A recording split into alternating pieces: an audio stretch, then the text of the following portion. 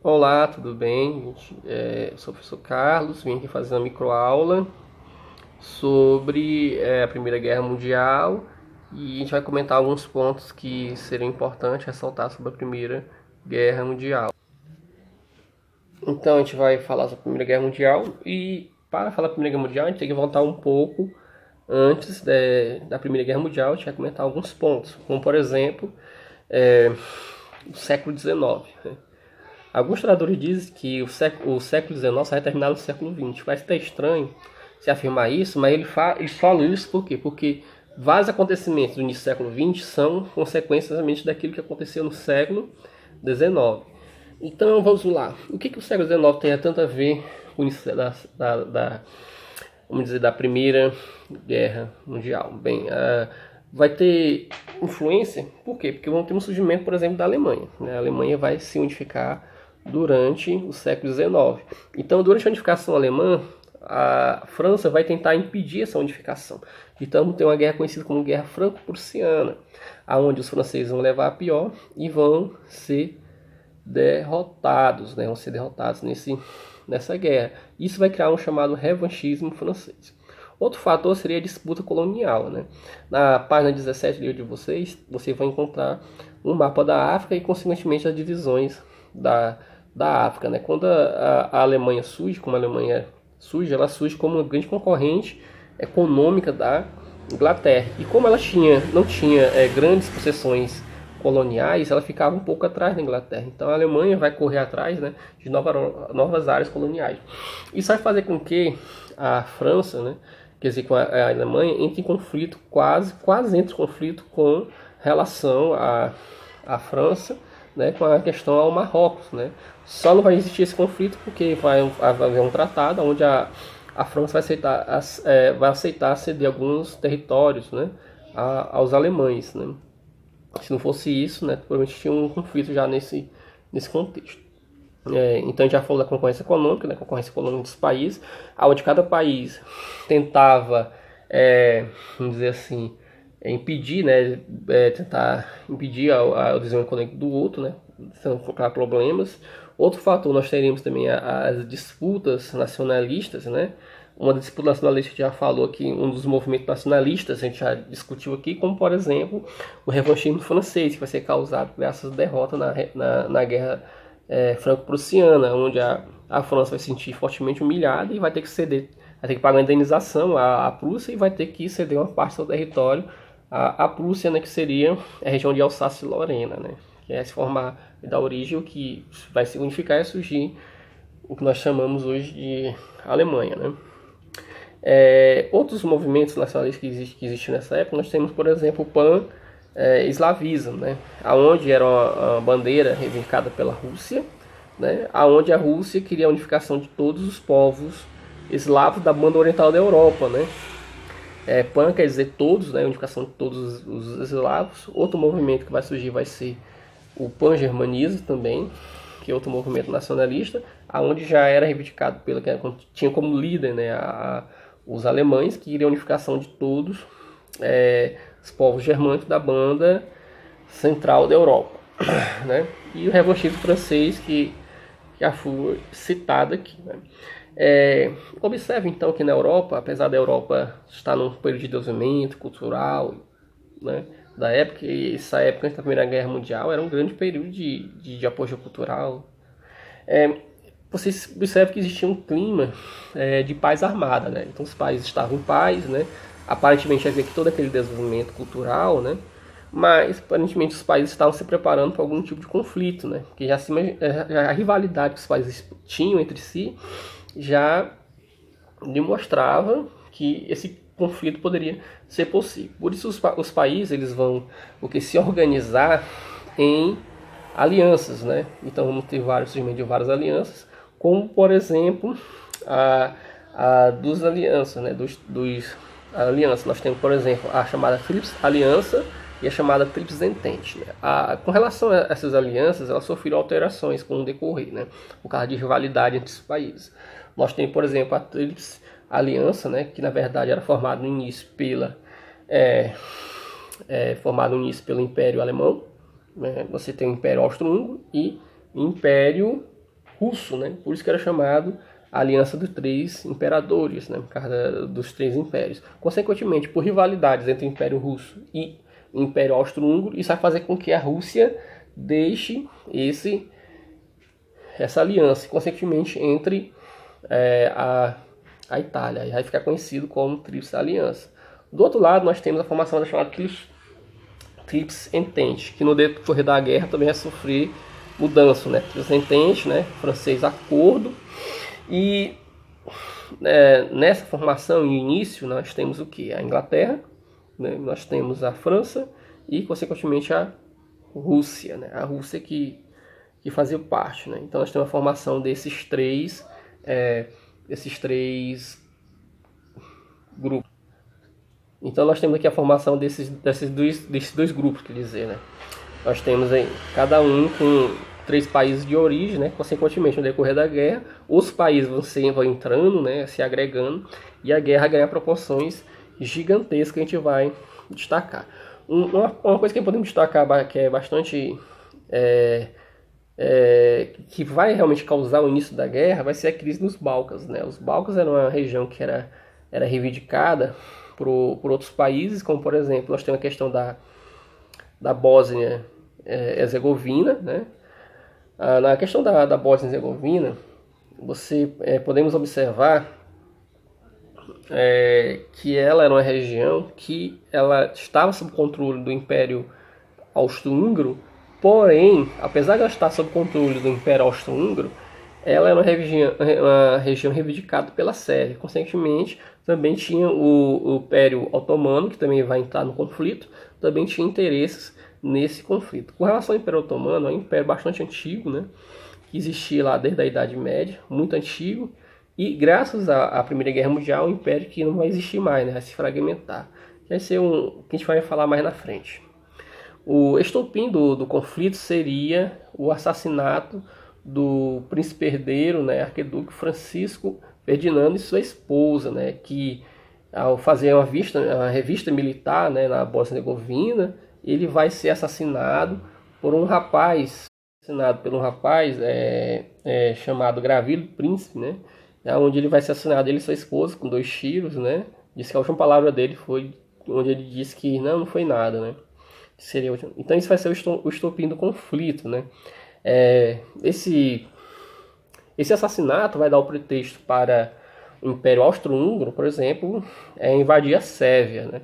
E consequentemente, né, aí nós temos aí já vamos dizer assim, como você pega um dominó, coloca enfilhado, derruba um, começa a derrubar os outros. Consequentemente, os países começam a entrar, né? Como a gente falou, a Sérvia, ela era aliada da Rússia. Consequentemente, a Rússia vai entrar no conflito também, né? Aí, consequentemente, você tem o Império Austro-Húngaro, que era aliado da Alemanha. Consequentemente, a Alemanha vai entrar também no conflito, né? A Alemanha vai entrar no conflito. Então, a Alemanha, né, quando se inicia, né, o Império Austro tenta invadir a Sérvia, os russos vão também se mobilizar e entrar no conflito. E, consequentemente, a Alemanha também vai se mobilizar e, consequentemente, a França, né? A França vai ameaçar com seu exército, onde os alemães vão dar o que? Uma hora,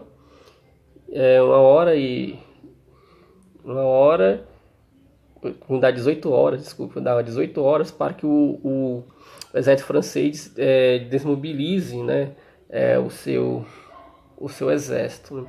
Consequentemente, isso não vai acontecer, então vamos ter o início da guerra, né?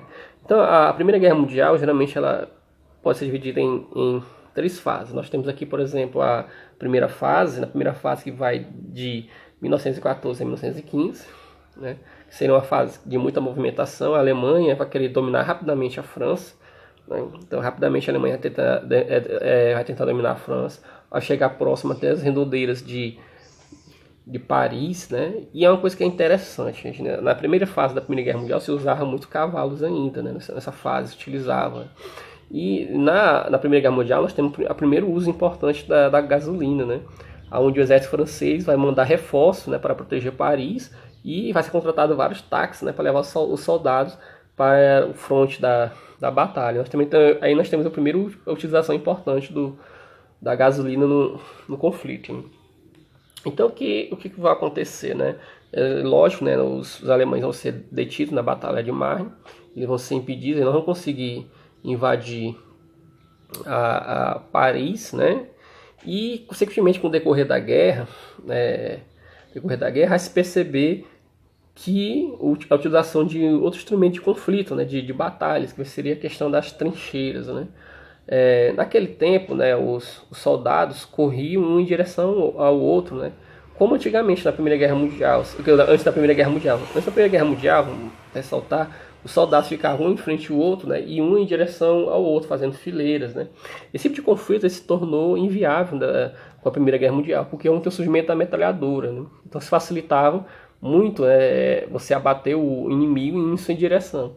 Então, com o passar do tempo, foi se percebendo aos poucos, né, que você cavaria no chão, se protegeria, seria muito mais eficaz ficar atirando no inimigo, né, onde vinha sua direção. Aí, a partir daí surgiu o quê? As chamadas trincheiras, que seria a segunda fase, chamada Guerra de Trincheiras, que se perceber muito mais eficaz do que outro conflito. O problema das trincheiras é que as trincheiras causavam um impacto psicológico muito grande na cabeça, quer dizer, na mentalidade dos soldados, né? Você imagina como é que era trincheira, você ficar dentro de um buraco, né, se protegendo, onde você provavelmente não poderia se levantar com o risco de pegar um tiro. E, consequentemente, havia vários problemas, questão de doenças, né? Havia a questão da lama, né? Que quando chovia se enchia de lama, né? Algumas pessoas que eram feridas acabavam morrendo até afogadas por causa da lama que se formava dentro da trincheira, né?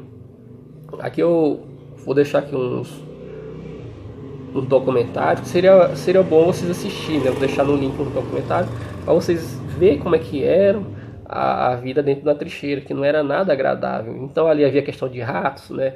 Vermes, doenças, né? Se matavam muito ratos, às vezes se deitavam, os ratos vinham mordiam. Então era algo traumatizante na cabeça do soldado, né? O soldado de trincheira, né? Então muitos soldados de trincheira eles achavam que iam morrer ali. Eles não achavam que a guerra nunca ia acabar, nunca ia acabar e eles iriam acabar morrendo, né? E a única tática que se conhecia naquela época para invadir era sair e você correr atrás do outro. Então os comandantes, né, obrigavam os soldados a ir em direção às outras trincheiras, né, enfrentar metralhadoras, né, as bombas dos inimigos, né? Essa era a única tática que era conhecida pelos generais naquela época. Então se imagina que se morria muita gente dessa forma, né? À toa que a Primeira Guerra Mundial vai ter uma quantidade de mortos gigantesca, né? Então nós temos aqui a terceira fase, né? Nós temos o início da mobilização, né? A guerra começa a se movimentar, se tornar móvel novamente, né? Que seria a início da terceira fase. Nessa terceira fase nós temos que pontos importantes de destacar, como por exemplo a entrada dos Estados Unidos. Os Estados Unidos vai entrar após ter alguns navios que foram afundados por submarinos alemães, né? Os Estados Unidos entram, né, no conflito, e nós temos provavelmente a saída da Rússia, né? Os Estados Unidos entra no conflito, como eu falei, porque teve alguns navios que foram atacados por embarcações atacadas por submarinos alemães, né? Esses submarinos alemães eram a forma de tentar blindar consequentemente a Inglaterra, para que a Inglaterra não recebesse ajuda externa, né? Consequentemente também a Inglaterra fazia o mesmo com a Marinha Naval com relação à Alemanha, né? A Alemanha também fazia. Então nesse episódio, né, de tentar blindar a Inglaterra para que ela não recebesse ajuda de outras nações, né, nós tivemos o fato de alguns navios americanos serem afundados. Com isso, um também brasileiro foi afundado, né? Então, outros historiadores apontam alguns outros fatores também com relação à participação dos Estados Unidos no conflito, né? Os Estados Unidos entram no conflito também, alguns dizem, por empréstimos que os Estados Unidos havia feito com relação aos seus aliados no conflito, né? Como por exemplo a Inglaterra e a França. E caso a Inglaterra e a França perdessem esse conflito, logicamente os Estados Unidos não receberiam esse dinheiro. Alguns falam também que isso seria também um dos fatores da entrada dos Estados Unidos, né? Mas no início, se os Estados Unidos ele mantém uma neutralidade com relação ao conflito, né? Ao conflito. E com relação à Rússia, a Rússia acaba saindo do conflito por causa de questões relacionadas à Revolução Russa, que vai ser outro assunto, em outro momento que a gente vai acabar comentando também aqui os fatores que vão causar a Revolução Russa, né? Se você for olhar aqui na página 27 do livro de vocês, você vai encontrar um mapa mostrando as movimentações das tropas e como é que estava dividida a Europa, né, nesse conflito, né? No decorrer do conflito, nós temos a participação de outros países, né? A Bulgária, né? No decorrer do conflito, vamos ter aqueles países que eram países que queriam algum tipo de espólio, né? Territórios, né? Então, alguns países acabaram entrando no conflito por causa aí, promessa de territórios, né? Visando alguma coisa. Então, quais países que vão entrar com esse objetivo, né? Nós temos, por exemplo, propriamente a Itália, não entrou no conflito ainda, entrou no conflito por causa exatamente de questões territoriais, né? Almejando possessões territoriais. Nós temos a questão também do Japão, também almejava esse conflito. E na África nós temos conflitos relacionados na África por questão de territórios, né? A Alemanha tentar, durante esse conflito, também anexar alguns territórios na África. Então observe que a guerra não ficou só localizada exatamente na Europa, né? Mas ela era mais na Europa, né? Nós tivemos também a participação de 1 milhão de indianos que foram enviados também para lutar ao lado da Inglaterra. Se lembre que nesse tempo, gente, a Índia era uma colônia, era a maior colônia inglesa, né? Então pertencia a inglês, né? Logicamente, era normal que os indianos fossem lutar na Primeira Guerra Mundial ao lado, é claro, logicamente, da Inglaterra.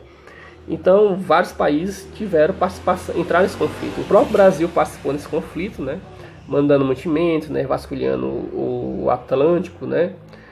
Então, o próprio Brasil ele também participou da Primeira Guerra Mundial também, né? Chegou a mandar algumas pessoas mas foram muito poucas pessoas, né? Mas ficou mais naquela parte de ajuda mesmo, né? Fornecendo alimentação, essas questões, né? Então, com relação ao fim do conflito, né? A gente pode destacar a participação dos Estados Unidos, né? Que vai pesar muito no fim do conflito, né? Vários soldados americanos chegavam aos Estados Unidos. Naquele tempo, né? Na Primeira Guerra Mundial, você ter homens, né, para morrer em combate era algo fundamental, né? A gente já viu como é que era a situação da Primeira Guerra Mundial, onde nos dizia um general francês, né, que a maior arma da guerra era o peito vivo do soldado.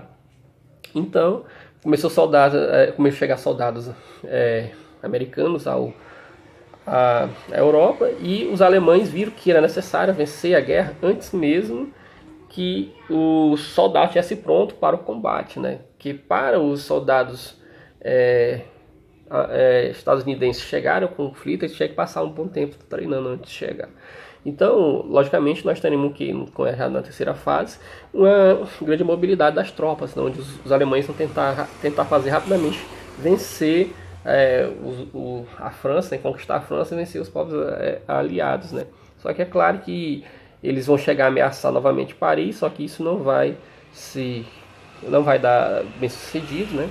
Com a saída da Rússia, isso vai ajudar muito a Alemanha, porque quando a Rússia sai, então soldados que lutavam lá na banda oriental vão ser liberados propriamente para vir para a parte ocidental, lutar contra a França e a Inglaterra e depois os Estados Unidos. Porém, né, vai ajudar nesse sentido, mas com propriamente a entrada dos Estados Unidos, isso vai pesar muito, né? Que era uma nova potência entrando, né? Com mais soldados, né? Que estavam chegando agora, né? E a Alemanha já estava bastante desgastada com relação à guerra. Problemas internos, né? Que vão cometer também a Alemanha, vão fazer com que a Alemanha também acabe, né? Se desgastando e acabe saindo do conflito. Podemos ressaltar aqui a questão da Itália. A Itália não vai permanecer até o conflito, né?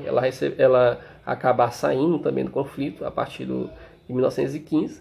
Nós temos também a questão do Império Austro-Húngaro, né? Que vai acabar se fragmentando, vários países, várias partes vamos dizer assim, do Império Austro-Húngaro vão acabar declarando sua independência, provavelmente para poder sair da guerra, né? A partir daí o Império Austro-Húngaro vai começar a se fragmentar. Então a Alemanha acaba ficando isolada, sozinha no conflito, e problemas internos, né, causados por alguns movimentos. Isso vai fazer com que a Alemanha seja obrigada a assinar um armistício, né? Então, após essa questão do armistício, né, os alemães vão sentir, depois vamos dizer assim, da capitulação alemã, né, vão se organizar um tratado, conhecido como Tratado de Versalhes, aonde esse tratado vai assinar várias cláusulas, né, aonde os alemães vão se sentir também humilhados com essa cláusula. Observe que a Primeira Guerra Mundial, né, encontramos alguns resquícios, alguns pontos, né, que futuramente vão dar origem também à chamada Segunda Guerra Mundial, né. Nesse tratado, né, a Alemanha tem que pagar uma enorme indenização, né, reduzir a sua, vamos dizer, seu potencial militar e outros pontos, né. Então esse tratado vai ser considerado muito humilhante para os alemães, e isso, consequentemente, vai fazer com que vai dar motivos, né, para futuramente, provavelmente a Alemanha também sendo um motivo da Alemanha em participar da Segunda Guerra Mundial. Então, ficaria por aí, né, só um breve resumo, né, sobre daquilo que a gente viu em sala de aula, né. Então, ficamos por aqui.